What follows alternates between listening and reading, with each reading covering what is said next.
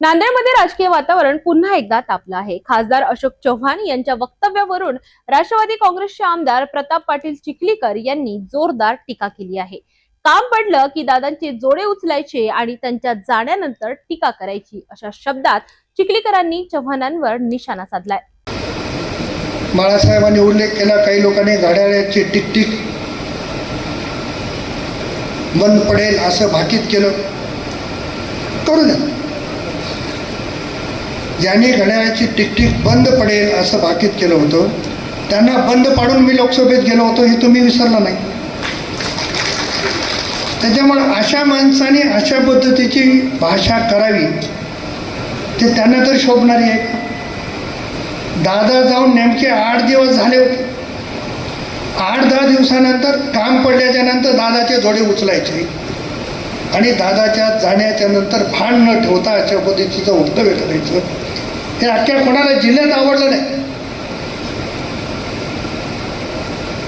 पण घड्याळीची टिकटिक बंद करणारा आणखी या महाराष्ट्रात पैदा झाला नाही, नांदेडमध्ये तर नाहीच नाही।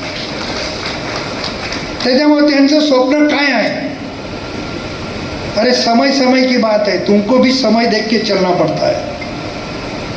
तुम्हारे हाथ में घड़ी नहीं तो तुम चल नहीं सकते, ऐसी कंडिशन है।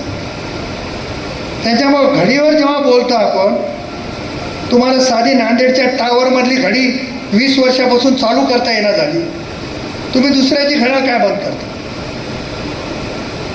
त्याच्यामुळं अशा वक्तव्य करणाऱ्याला राष्ट्रवादी काँग्रेसच्या कार्यकर्त्यांनी फार किंमत द्यायची गरज नाही, फार त्याच्यावर चर्चाही करायची गरज नाही। आणि माणसाचं काय होतंय तुम्हाला सांगतो, वय झालं ना की काही गोष्टी माणसाला सुचतात, काय बोलालो याचं पण भान राहत नाही, वयोमानाचा परिणाम येतो काही नाही। एवढे आजार, 5-25 गोळ्या, त्याचाही परिणाम, डॉक्टर तुम्ही आहेत समोर।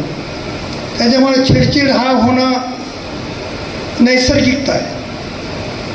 त्याच्यामुळे एखाद्यानं असं केलं म्हणजे आपण तसं करावं, ती आपली संस्कृती नाही, राष्ट्रवादी काँग्रेसची नाहीच नाही। एकमेकांवर आरोप प्रत्यारोप करत नांदेडमधील राजकीय वातावरण तापत चालले आहे। या वादावर आता पुढे कोणती प्रतिक्रिया येते याकडे सर्वांचे लक्ष लागले आहे।